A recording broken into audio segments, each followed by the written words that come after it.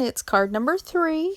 We're going to be making this lovely lily pad card with some ribbon and trim, and it's super easy. Here's what we're going to need. We're going to need that pink paper that you got. You're going to need a white sheet for the insert, designer series paper, the glue dots that should have come in your kit. You will also need the pre-punched labels. The one is stamped and the one is solid. You're going to need the stickers that came with this one, and the pieces of ribbon that came, even the pre-tied bow. So, and of course, dimensionals. What did I do with my, there. Dimensionals that came in your kit to make this card. Now, let's go ahead and get started. Let me finish moving everything off here. The first thing I always like to do is take, I'm going to keep the white because we're going to put that in pretty quick. That's step 2. Step 1, of course, is we're going to fold this in half. And just keep your little crease down. If you have a bone folder, you can use a bone folder. And then we're going to glue the white piece to the inside so that you can write your little note or something in there. Whoa. My paper is moving. Why are you moving? All right, let's get it glued down.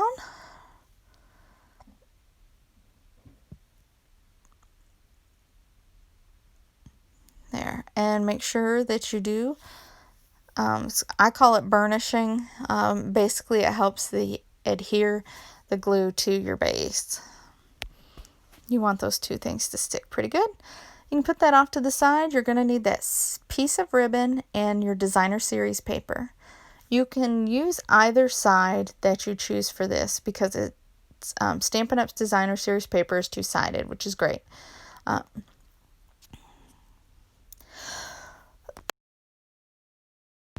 Now you can use either side of this ribbon.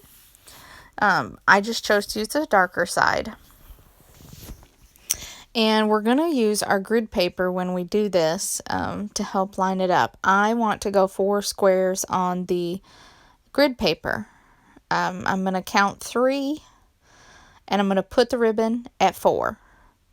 And let me show you how I do that. I'm going to put that paper face down, and I'm going to count 3. And then I'm going to slide my ribbon behind it, and the ribbon will start in box 4, if that makes sense. And so once you get down there and you get that where you want it, and you're doing this because you've got to take into account the pink paper, your card base. So, you're going to put the 3 down, because if you did it lower, it'll look weird once you put it on your card base. But feel free to change these up. And now I'm just going to go ahead and put glue all over.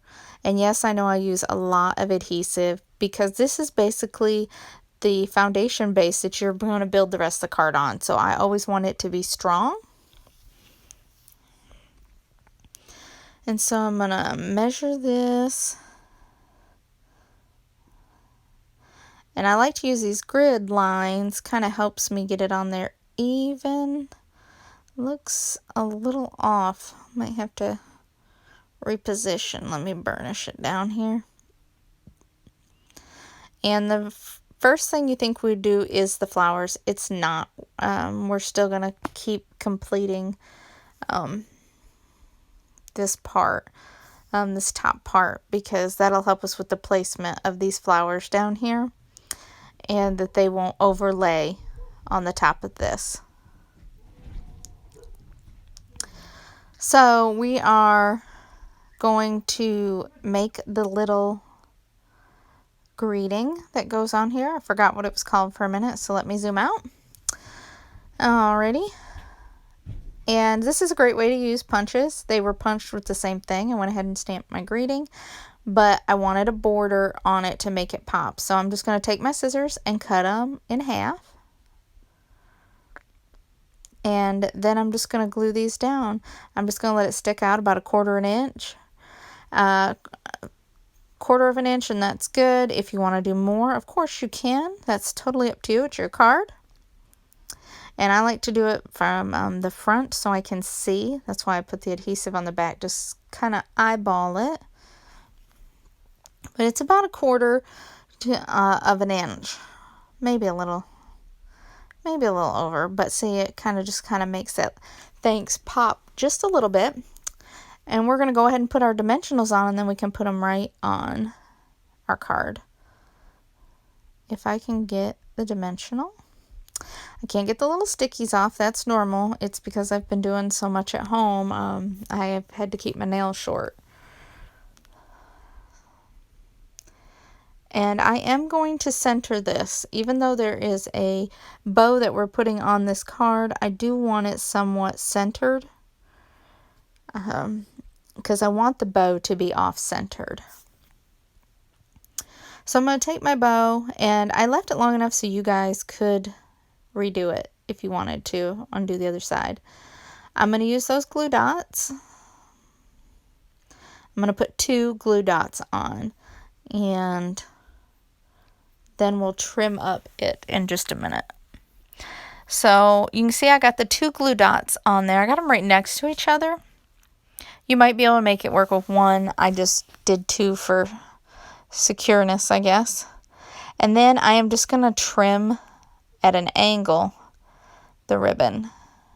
And I think this is where I want it to be. Give it a little tug. Oh, I guess I better pay attention to what's in the frame. Sorry. So you have your top part done, and now we're going to go ahead and we're going to start putting our stickers on the bottom. So these die cuts have been ran through a sticker machine, and the first thing I want you to do is, of course, feel if they're tacky. If they're tacky, just gently rub and that extra adhesive will come off. I tried to make sure there was none, but every now and then I do think that I miss some. So you are going to very gently peel off these die cuts.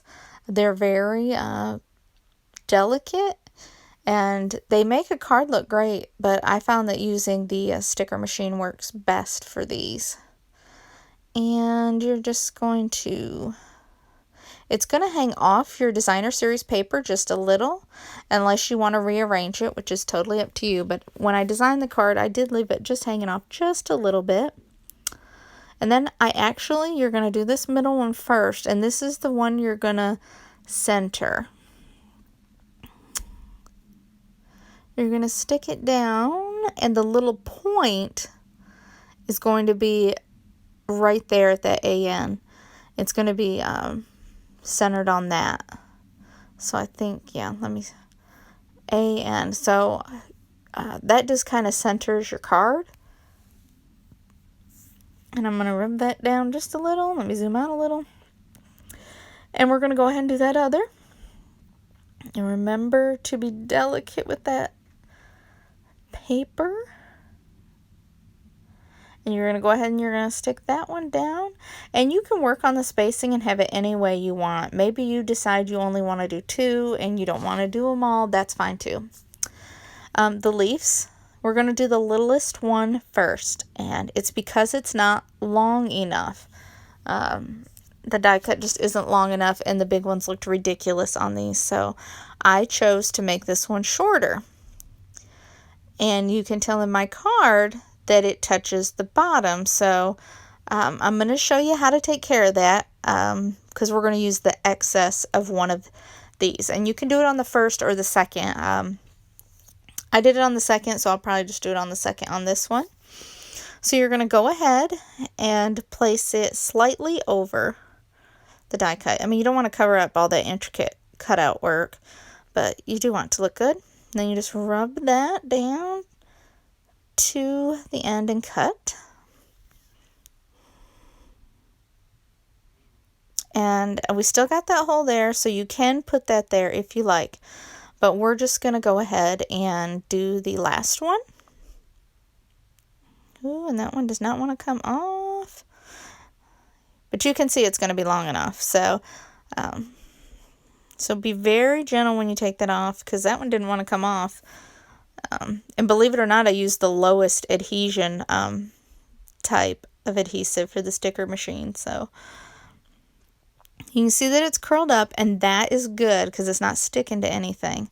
So I'm going to take my scissors and snip it, and then I'm going to take that little piece off and put it on there, the smallest.